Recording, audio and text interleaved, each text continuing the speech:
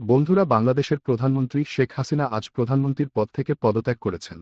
সেনাবাহিনী প্রধানমন্ত্রী শেখ হাসিনাকে ৪৫ মিনিট সময় দিয়েছিল প্রধানমন্ত্রীর পদ থেকে পদত্যাগ করার জন্য, যার ফলে আজ সোমবার দুপুর ২:৩০টার সময় প্রধানমন্ত্রী শেখ হাসিনা প্রধানমন্ত্রীর পদ থেকে পদত্যাগ করেন এবং তিনি ভারতের ত্রিপুরায় চলে আসেন।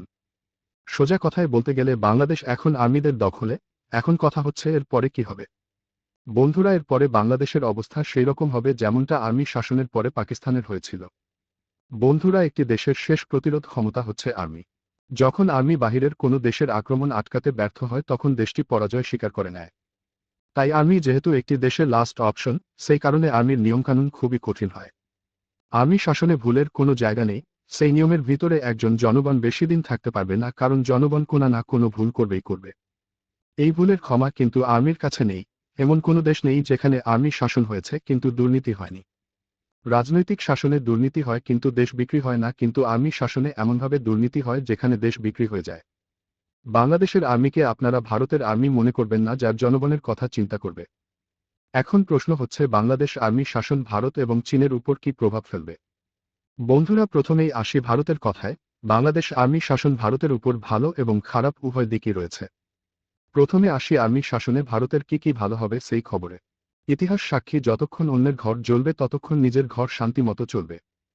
আজ ভারতে যে শান্তি বিরাজ করছে তার অন্যতম কারণ হল পাকিস্তানের ভিতরে চলমান অশান্তি। বাংলাদেশের আর্মি হচ্ছে এক প্রকার দুর্নীতিবাজ আর্মি, যেমাত্র আমেরিকা বাংলাদেশের সেনাপ্রধানের সামনে ডলারের বান্ডিল রেখেছে তখনই বাংলাদেশের আর্মি আমেরিকার কাছে বিক্রি হয়ে গিয়েছে। আপনাদের কি মনে করেন যে ছাত্র আন্দোলনের ফলে সরকার পতন হয়েছে? না বন্ধুরা, ছাত্র আন্দোলন তো শুধুমাত্র লোক দেখানোর জন্য ছিল। আসলে ছাত্র আন্দোলনের পিছনে আমেরিকা আর্মিকে দিয়ে সরকার পতন ঘটিয়েছে। আর আমেরিকা যখন কোনো দেশের আর্মির সাথে হাত মিলায় তখন সেই দেশের জনগণের যে কি অবস্থা হয় সেটা আমরা পাকিস্তানের ক্ষেত্রে দেখে আসছি। আমেরিকা কি কারণে বাংলাদেশ আর্মি শাসন প্রতিষ্ঠা করেছে সেই নিয়ে আমি একটি আলাদা ভিডিও বানাবো। বাংলাদেশের ভিতরে যতদিন অশান্তি চলবে ততদিন বাংলাদেশ কোনো উন্নতি করতে পারবে না, ফলে ভারত দক্ষিণ এশিয়ায় নিজের একছত্র আধিপত্য বিস্তার করতে সক্ষম হবে। এখন আসি আর্মি শাসনে ভারতের কি কি ক্ষতি হবে। বাংলাদেশের কোনো হিন্দু আজ থেকে বাংলাদেশ নিরাপদ নয়। বাংলাদেশ হিন্দুদের উপর অত্যাচার আরও বেড়ে যাবে।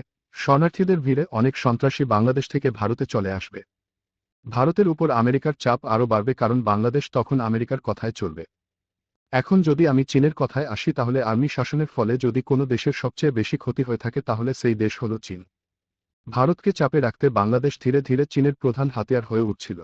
বাংলাদেশকে দিয়ে চীন এটা পরিকল্পনা করেছিল যে চীন যখন তাইওয়ান আক্রমণ করবে তখন ভারতকে চাপে রাখতে চীন বাংলাদেশকে ব্যবহার করবে, কিন্তু এখন তার উল্টো হয়ে গিয়েছে। তাছাড়া চীন যেসব দেশের মধ্যে সবচেয়ে বেশি হাতিয়ার বিক্রি করে সেই দেশগুলোর মধ্যে বাংলাদেশ হল অন্যতম, কিন্তু এখন বাংলাদেশ তার বেশিরভাগ হাতিয়ার আমেরিকার কাছ থেকে কিনবে, ফলে অর্থনৈতিকভাবে চীনের অনেক ক্ষতি হবে। তো বন্ধুরা, দেখা যাক ভবিষ্যতে কি হয়। এই ছিল আজকের ভিডিও। ভালো লাগলেই লাইক, শেয়ার, সাবস্ক্রাইব অবশ্যই করবেন।